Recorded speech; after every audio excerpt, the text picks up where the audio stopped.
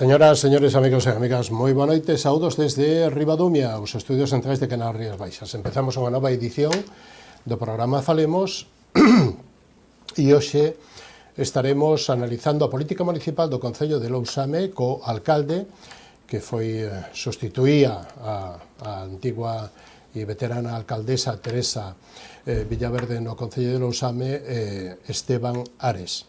Con el analizaremos tamén o seu proxecto. É unha continuidade do Partido Popular, pero tamén ven a ser unha pequena renovación. El nos contará todo isto, máis os orzamentos que se aprobaron fai un mes, máis ou menos, e cal vai a ser, digamos, a política de aquí a ano e pico, un aniño que nos queda hasta maio de 2027, no que habrá que someterse ao examen e ao dictamen dos veciños. Estaremos tamén analizando a política municipal do Concello de Marín coa portavoz do Partido Bloque Nacionalista Galego, Lucía Santos, que ven tamén a facer ese balance destes 3 anos de xestión do Partido Popular e da alcaldesa María Ramallo. Abrimos este turno de entrevistas de análisis desde o punto de vista do sector do mar.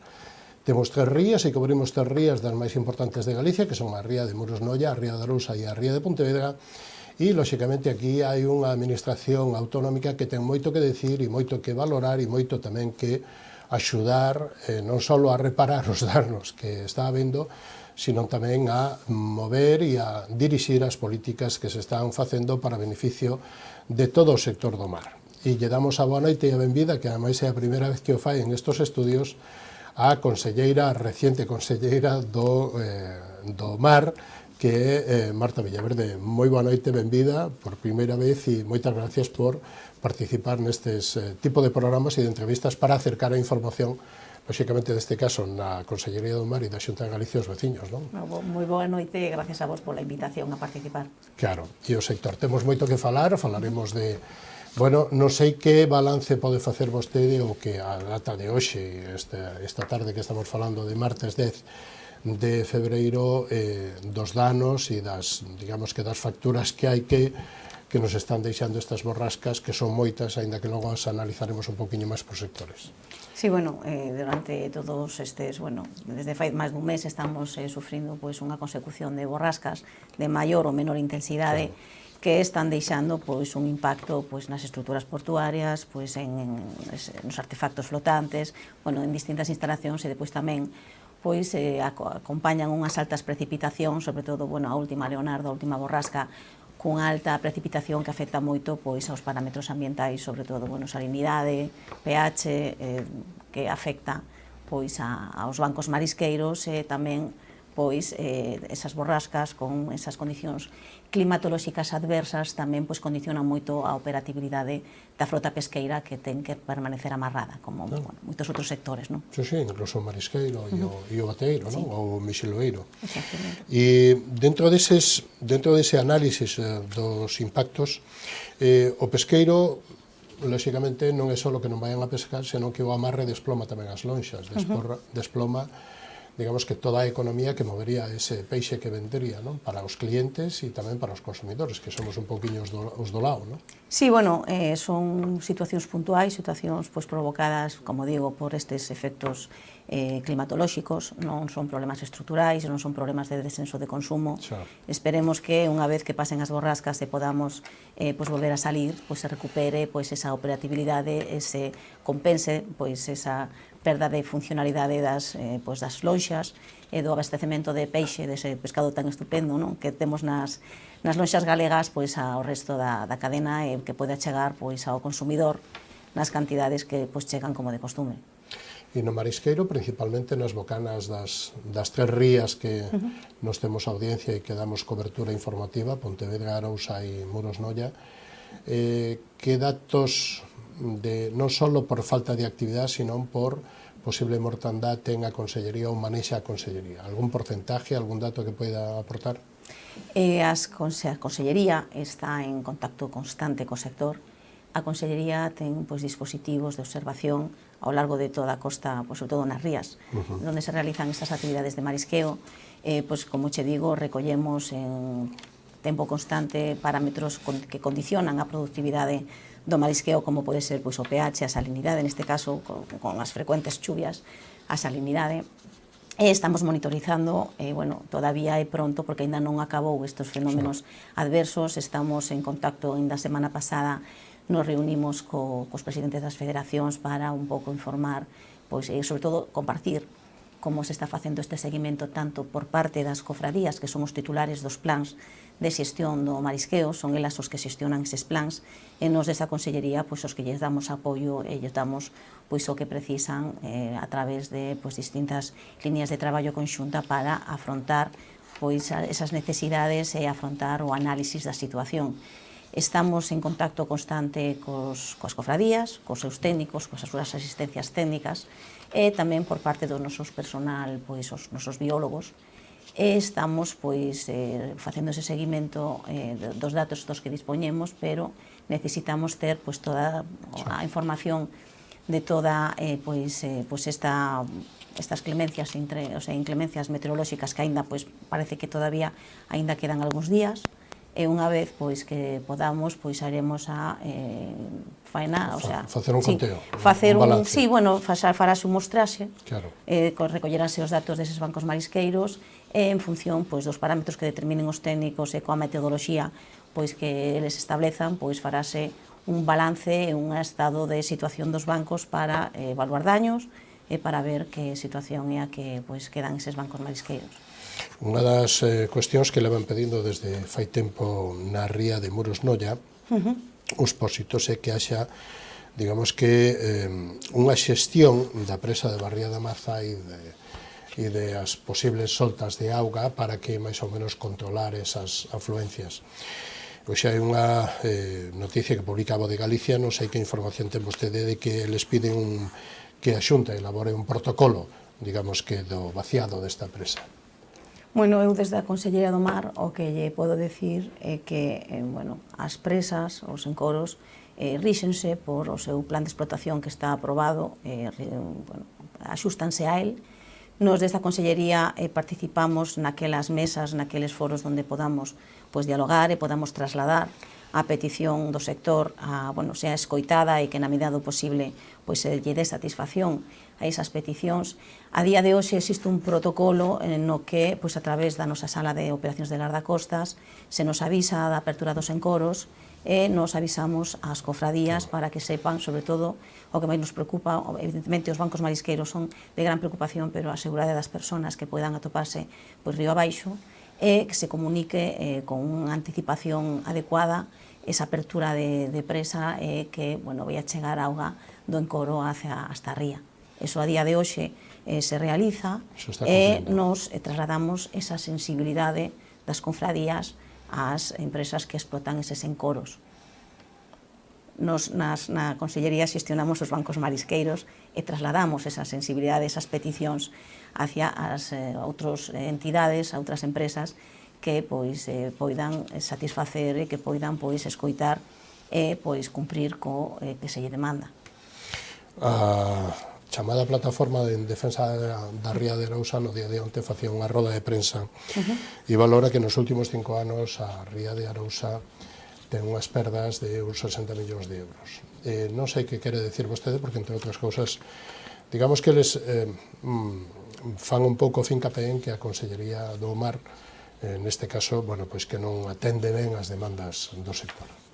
Bueno, a ver, para realizar unha valoración da evolución dos datos hai que ter en conta factores, pois a mellor que na aportación deses datos non se teñen en conta. Pois, por exemplo, no 2012, unha das especies máis productivas, unha das especies en volumen de produción máis importante que é o berberecho, sufriu unha importante enfermedade que foi a marteliose e a partir dese 2012 na Ría de Arousa esa produción caiu en picado, co cal o volumen de produción evidentemente o volumen de produción en xeral, tendo en conta que ese berberecho xa non se pode contabilizar no volumen, pois disminuiu moito. Despois, sobre eses datos, que, bueno, tamén os estuve vindo, digamos que se comparan os anos con os anos de máis produción. O normal é que cando ti comparas uns anos de produción con outros, falo cunha media, cun período. Entón, bueno, son datos a mellor que habría que contrastar, estudiar un poquinho máis polo miúdo, sobre todo no importe, e despois tamén hai que estudiar pois, diversas situacións que pois, fora pois fora da xestión ou fora da planificación que se poida realizar por parte das confradías, pois ao mellor tamén hai que valorar como, por exemplo, son estes episodios climatolóxicos adversos que xa foron sufridos a finais do 2023, principios do 2024, e que pois produciron unha mortalidade do 90% en moitos bancos marisqueiros, e que, polo tanto, dado o ciclo biolóxico dos moluscos bivalvos que tardan entre 2 ou 3 anos en alcanzar a talla comercial, pois condiciona moito a productividade do banco. E tamén hai que ter en conta que o banco é un ecosistema vivo, un banco marisqueiro é un ecosistema que ten que ter un equilibrio, ten que haber tamén uns factores climatolóxicos, oceanográficos, un réxime de ventos, pois todo influe na productividade dese banco, non solamente pois un tema de, digamos, de planificación ou xestión. Ten que haber unha planificación, nós temos unha planificación, para outros factores que influen na productividade do banco. E que son incontrolables de momento. Por hora son incontrolables, sí, pois, por exemplo, que falaban tamén, pois, tamén na prensa, o tema do afloramento, pois é verdade, o afloramento, ao cambiar o réxime de eventos, o afloramento cambia, digamos que ese fenómeno que pois, influye na riqueza do alimento dos moluscos tamén se ve influído, pero por ahora, pois, evidentemente, non se pode planificar ese tipo de cuestións. E o das borrascas que pasen uns cuantos anos así que sean máis calmadiñas e que pillemos unha boa racha, eso tampouco se pode planificar? Bueno, creo que non. Estamos vindo que si podemos é isto. En San Caetano non hai eses medios. Por hora non o temos, estudiarémolo. O que si estamos estudiando pois, é o cambio deses patróns de precipitacións, porque se ven, é certo, que en Galicia sempre chove moito, ahora estamos vendo que se está concentrando pois, nos meses determinados e sobre todo esas precipitacións pois, consecutivas, esas precipitacións onde en pouco tempo se descarga moito volumen de agua doce, pois estamos valorando, estamos estudiando, os técnicos están monitorizando todo ese tipo de situacións. O Goberno de Madrid propón ou pretende prohibir a captura da anguía, e aquí nos afecta moito. A cofradía de Carril ten moita importancia, porque me parece que no ano pasado salieron unhas 14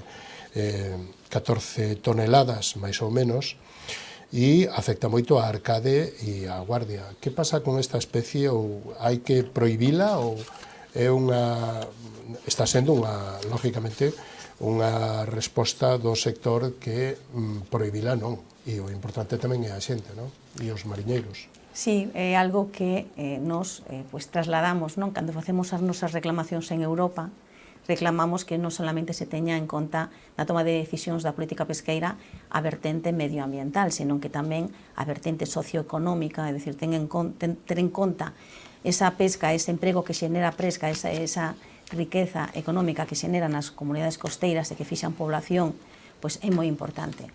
Ahora mesmo estamos ante unha pesquería, en Galicia a pescaría da anguila é importante, pois, sobre todo, entre rías, hai 3 plans, a ría de Vigo, na ría de Arousa e na ría de Ferrol, pois as cofradías máis importantes, Arcade, Carril, claro. Ferrol, hai familias, hai barcos, cuxa dependencia económica do recurso é moi importante, é dicir, ahora mesmo pois é casi o 80% dos ingresos desas, bueno, sobre todo na cofradía de Arcade, que é a máis importante e a que se vería máis afectada. A día de hoxe, a pesquería da anguía ríxense por eses plans de explotación, de xestión, e levamos anos justificándolle a Unión Europea e facendo un esforzo moi importante para demostrar e para adaptarnos aos requerimentos e xestionar ese recurso dunha forma sostible, como levamos facendo moito tempo. Aínda fai 2 anos, o sector adaptouse, fixo unha veda, ampliou a veda de 3 meses a 6 meses, a día de hoxe fais unha veda consecutiva de 6 meses, a día de hoxe establecese unha monitorización, un control, establecese uns topes, establecese uns días de captura, é dicir, o sector fixo un esforzo de adaptarse e cada vez cumplir os requerimentos que se fixo desde Europa para que demostrar, e os datos así o avalan, que se está explotando dunha forma responsable ese recurso. Aquí en Galicia está prohibida a pesca de alevins, aquí en Galicia está prohibida a pesca recreativa desta especie, simplemente é unha pesca profesional xestionada con estes plans de xestión. A día de hoxe, o Ministerio para a Transición Ecolóxica leva o día 17 ao Comité de Flora e Fauna unha proposta de prohibir, de pasar a lista de especies protegidas en perigo de extinción a anguila, e iso levaría a que, desde un punto de vista pesqueiro, estaría prohibido o seu comercio internacional. Co cal, España se autolimita, os seus pescadores que están pescando, están demostrando realizar unha pescaría dunha forma responsable e dunha forma sostible, e, evidentemente, pois, o sector pesqueiro oponse a esa medida, e nos, Xunta de Galicia, Consellería do Mar, tamén nos opoñemos a esta toma de decisións con un sesgo medioambientalista sen ter en conta estes vertentes socioeconómicas tan importantes para as nosas comunidades pesqueiras. E agradecemos moito isto. Esta mañán, ás 12 da mañán, ás 12 do mediodía, na Delegación Territorial de Pontevedra, vostede, xunto co presidente de Portos, José Antonio Álvarez, tiña unha reunión con representantes das principales cofradías da ría de Arousa para informar sobre a tramitación da dragaxe do Lérez. Esta é unha bella demanda que debe levar uns 20 anos máis ou menos por aí rondando. Cal é a postura e que balance fai desta reunión e cal é, digamos que, un pouco a información en que punto se encontra este trámite para posiblemente levar a cabo o dragado do Lérez? Bueno, o dragado do Lérez é un proxecto, como dis, moi demandado, é un proxecto moi importante para a Consellería do Mar, desde un punto de vista tanto da operativa portuaria do Porto de Pontevedra, como para as cofradías da ría, para Lourizán, Pontevedra e Raxó. Ali hai bancos marisqueiros que están vendo como, por culpa de eses áridos acumulados no Lérez, toda a auga doce que baixa por o río Lérez vai encima dos seus bancos e están disminuindo de unha forma drástica esa productividade. De aí a importancia deste dragado tan demandado. Para nós é un dragaxe unha obra moi importante, un proxecto moi importante, xa desde o punto de vista sectorial, por esta razón que vos damos. Con ese dragado se ganaría nese ámbito portuario, se podría traballar mellor, ganaríamos calado, ganaríamos operatividade e liberaríamos eses bancos de agua doce, pero tamén é un proxecto moi importante desde o punto de vista económico, porque son 12 millóns de euros. Despois de, como dis, moitos anos de tramitación, despois de 4 anos esperando a que o Miteco fixera o informe para establecer o punto de verquido, pois unha vez que xa o temos, fixemos a publicación o día 2 de febreiro do informe de evaluación ambiental e tamén o proxecto básico, que está sometido durante 30 días á información pública. Nese momento, isto foi o ano pasado, fixemos unha primeira reunión na rolda de contactos que facemos, porque sabes que desde a Consellería somos a Consellería que estamos en contacto constante co noso sector.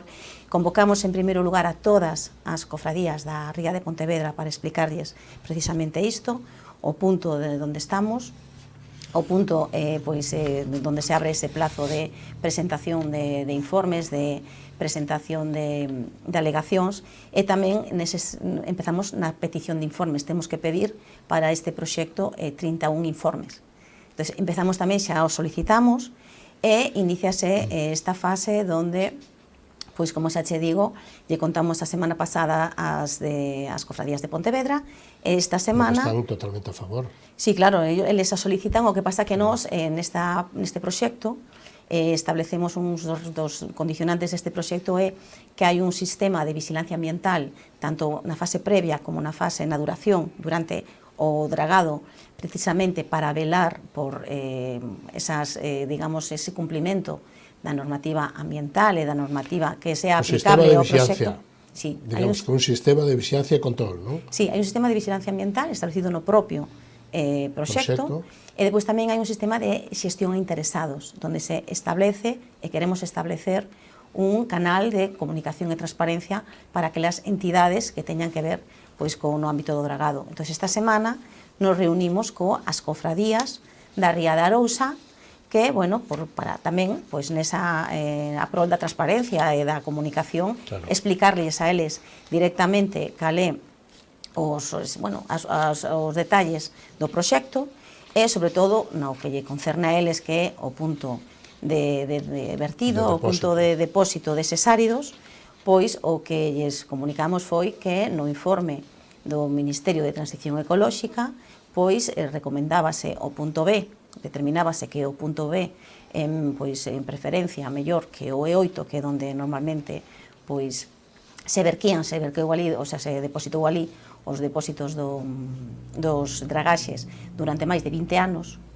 Ahora mismo o novo punto está 2 kilómetros máis lonxe, casi 2 kilómetros máis lonxe e máis hacia o exterior que o anterior, co cal pois é un punto pois máis o E8 xa era adecuado, o B pois é todavía máis alonxado do interior da ría. E como lle pode poñer físicamente o punto, situación xeográfica ou xeolóxica o punto B?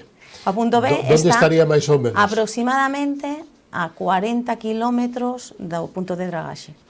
Está pois ao noroeste de Sálvora, bastante alonxado. Está, de Sálvora? Sí, do Parque Nacional das Rías das Illas Atlánticas. Sí, das Illas Atlánticas. E, bueno, está, pois, aproximadamente, pois, creo que estaban uns cantos kilómetros, non lle podo decir, sei que está a 40 kilómetros do punto de dragaxe, está a 2 kilómetros aproximadamente do E8, que xa estaba alonxado de Sálvora. E é o punto que cumple todos os parámetros medioambientales, tanto da Xunta, como de Portos, como de Consellería do Mar, como do Ministerio de Transición Ecolóxica. Sí, cando se fai ten todos os parámetros, digamos que todas as informes favorables. Todos os informes que se emiten tanto por parte do CEDEX, que é o organismo científico que avalía pois, os puntos de depósito dos materiais de dragaxe, como por parte do Ministerio de Transición Ecolóxica, o informe que di que nos facilitan para o proxecto de dragado, dinos que ese punto cumpre con todos os requisitos que ten que cumprir para que ese dragaxe se realice de forma segura. Bueno, entón, neso xa non hai máis discusións? Non, en ese non hai discusións. O sea, as alegacións non irán por aí para entorpecer, porque sempre foi un dos puntos que eran máis fáciles de xerar polémica, non? Sí, bueno, a verdade é que, bueno, quen quere xerar polémica, quen busca confrontación sempre vai a buscar, e sempre, bueno, vai a xerar calquer excusa e calquer información, pois, poder, digamos, difundir calquer rumor ou calquer información, pois, o mellor que non sexa contrastable.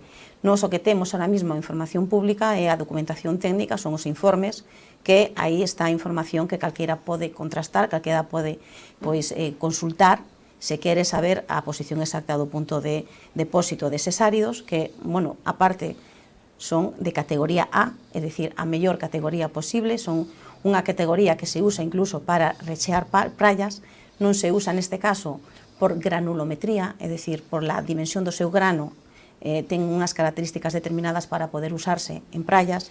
Isto o que condiciona que non se o que determina que non se pode usar en praias é a dimensión do grano, pero as condicións destes áridos pois son dunha calidade totalmente inocua, e o punto de dragado, segundo os informes que dispoñemos tanto do CEDES como de Transición Ecolóxica, é o adecuado e seguro para pois que non haya ningún tipo de connotación nin, digamos, consecuencia dañina nin para a Ría de Arousa, nin para o entorno das Illas Atlánticas. Claro, nin para, digamos, que a fauna. Vale? Sí, as afectacións tanto en fauna, como en flora, como en cetáceos, como en aves.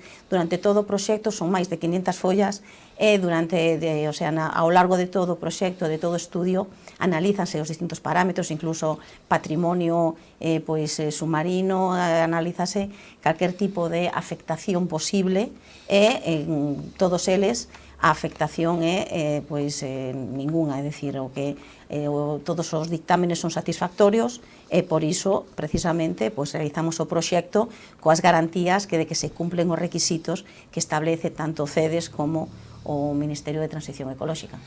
O dragado que, entre outras cosas, foi aprobado no Parlamento galego por unanimidade. Exactamente. Logo despois a discutir o sitio, non? O sea, onde se fai, como se fai, todo isto, pero por fin parece que hai un acordo, non? E que todo está ben, e, entre outras cousas, sobre isto das alegacións, o presidente da Xunta advirteu estes días que non admitiría alegacións destinadas a paralizar unha obra de esos 12 millóns de euros que conta con todos os avais ambientais. Hai sospeitas de que haxa plataformas ou organizacións políticas que poidan entorpecer, digamos, que este proxecto e esta bella demanda de 20 anos que se poida volver a torcer ou a, máis ou menos, bloquear?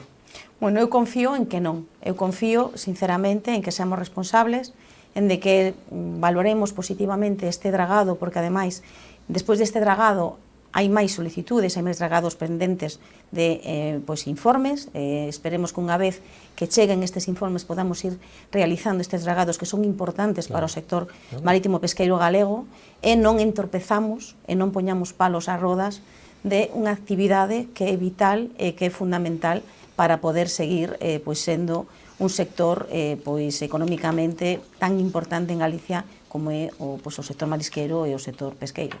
E que aquí favorecería tamén o turístico, porque o Club Náutico de Pontevedra ten ese problema de que non se pode navegar na maior parte dos días porque non hai fondo, non hai calado, non? Sí, bueno, a efectos para a xestión portuaria, claro, é moi complicado xestionar un porto para nós desde, Portos de Galicia, que pertence á Consellería do Mar, é moi complicado xestionar un porto, tanto pesqueiro como náutico recreativo, o náutico deportivo, que non ten calado e que durante as mareas baixas se quedan en seco.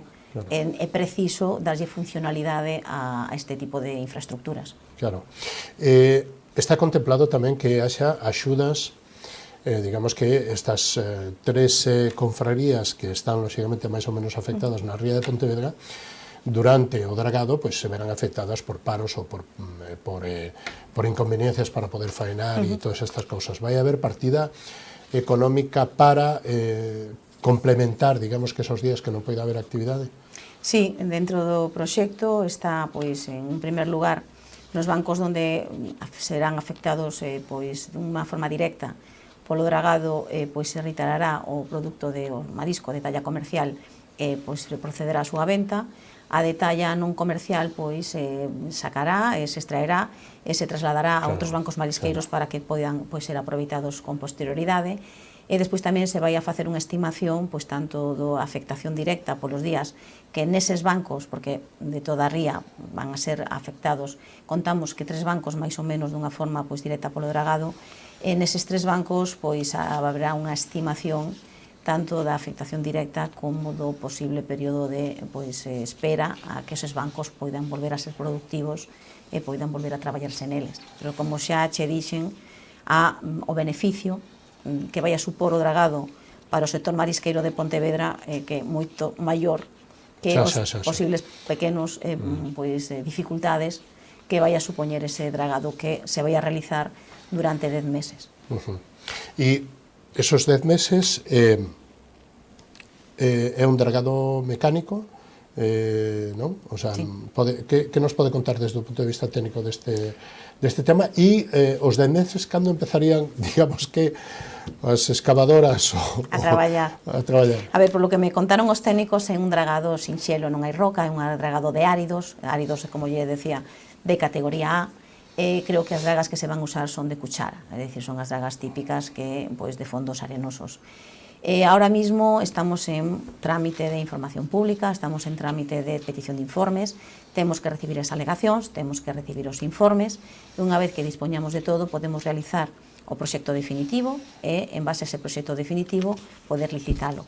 Isto todo esperamos poder facelo durante todo este ano, de forma que podamos, a final de ano, adxudicar a obra, e esperamos durante o ano que ven poder estar o ben axudicalo a principios do ano que ven, finales deste, principios do que ven, e o ano que ven, no primeiro semestre, intentar estar xa traballando e intentar xa estar materializando o dragado. Que nos quedaría por contar sobre este, demandado e importante proxecto con 12 millóns de euros de orzamento? Que máis nos quedaría de contar de interés para a audiencia? Bueno, que é un proxecto que dende a Consellería, desde a Xunta, é un proxecto moi importante, é un proxecto onde vamos a realizar un traballo de seguimento, un traballo de comunicación, é un traballo onde intentaremos, espero conseguilo, trasladar a seguridade, de trasladar a profesionalidade, ademais dos técnicos de Portos de Galicia que o están, digamos, capitaneando, claro. E que vamos a estar trasladando tanto aos veciños de Pontevedra, non? Estamos en contacto tamén con o noso sector marítimo pesqueiro e as cofradías de Arousa, os avances, e iremos tendo reunións constante con eles para ir contándolles como vai avanzando o proxecto. é o proxecto máis importante de Portos de Galicia, non? Sí, 12 millóns de euros é un proxecto ambicioso, é un proxecto importante, é un proxecto para nós tamén moi valioso, é un proxecto... E para a ría de Pontevedra vai a ser un antes e un despois, non? Sí, ao ver esa ría de novo navegable, con calado importante, con esa funcionalidade nos portos, sobre todo a nivel de cofradías, e ver outra vez que a recuperación deses bancos marisqueiros e volvelos productivos. Hoxe contábanos o patrón maior de Raxó que de eses bancos onde antes se sacaban 10 millóns de euros, pois creo que ano pasado quitaron 60.000. É dicir, esa auga doce que está constantemente encima dos bancos está prexudicando moito eses bancos marisqueiros, e pois o que queremos traballar coas cofradías é en recuperar esa productividade. Nos desde a Consellería, cando se trata de bancos improductivos que hai que volver a producir, pois sempre lle poñemos as cofradías, temos liñas de axudas para que poidan pedir eses proxectos de rexeneración, co cal acabar o dragaxe, tamén poñemos a través das nosas liñas de axuda orzamento para que poidan rexenerar eses bancos marisqueiros, e acompañaremos as cofradías, como facemos sempre, na recuperación desa productividade. Póñalle a dimensión, digamos que na lonxitude. Empezaría no Club Náutico de Pontevedra e acabaría na Bocana hacia Lérez, hacia a entrada de Marín. Son 4,5 km. Vale. Son 4,5 km, o tramo a dragar son 200.000 metros cuadrados, e os áridos que se van a extraer son 500.000 metros cúbicos de áridos. Son un volumen importantes. Bueno, en camións, mira, calculámoslo, son 11.000 camións se fora por terra, cosa que non vai a ser, porque suporía unha carga excesiva para a cidade, suporía unha contaminación ambiental desproporcionada, e, bueno, hai unha máxima nos dragados de mar que se pode se utiliza para playas, senón o material ten que quedar no mar. Entonces, bueno, van a ser trasladados a ese punto B, por mar, pero é unha lonxitude importante, 4,5 km do final do río, é unha superficie, tamén, como che digo, moi importante.